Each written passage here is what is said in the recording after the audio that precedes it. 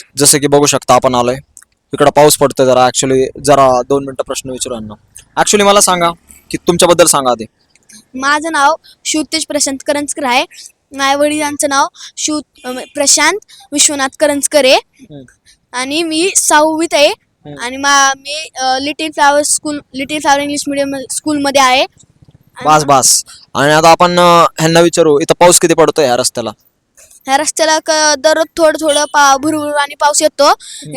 ह्या प्रकारे म्हणून इथं थोडं थोडं दररोज खेळायला पण इथं पोरं जास्त असतात आणि सगळ्यांची मम्मी त्यांना वराडची नका जाऊ तरी ते येतात.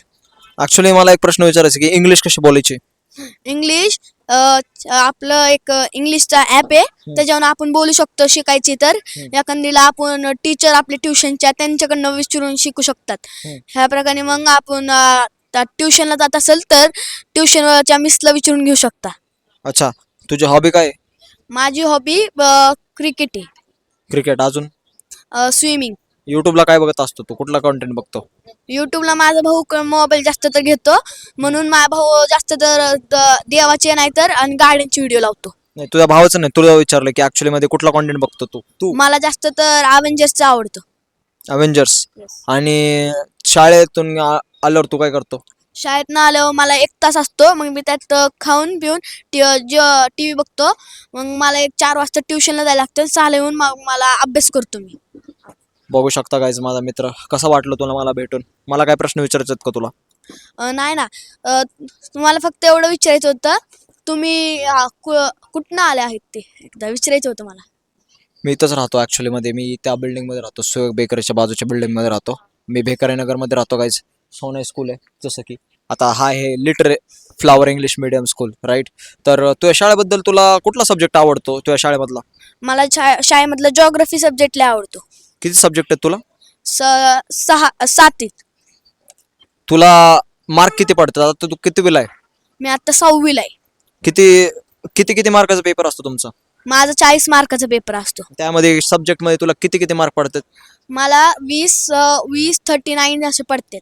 हिंदीमध्ये किती पडतात. हिंदीत माझं जास्त हिंदी नाही ना म्हणून मी हिंदीत मध्ये थोडे पडतात. इंग्लिशमध्ये मला जरा प्रॅक्टिस करायला लागते. मिस म्हणले ह्या जरा चांगले पडलेत म्हणून तू इंग्लिशची अजून प्रॅक्टिस कर.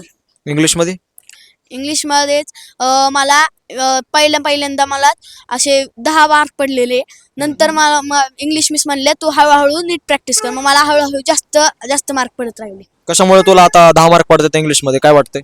इंग्लिशमध्ये मी जास्त इंग्लिशवर फोकस नव्हते देत म्हणून मला इंग्लिश बोलता येत नव्हती आणि इंग्लिशची जरा पेपर सॉल्व्ह नव्हता करत येत लवकर. तर मग मला अजून एक प्रश्न विचारायचा की आता तू काय करतो मग इंग्लिशमध्ये जास्त मार्क पाडण्यासाठी.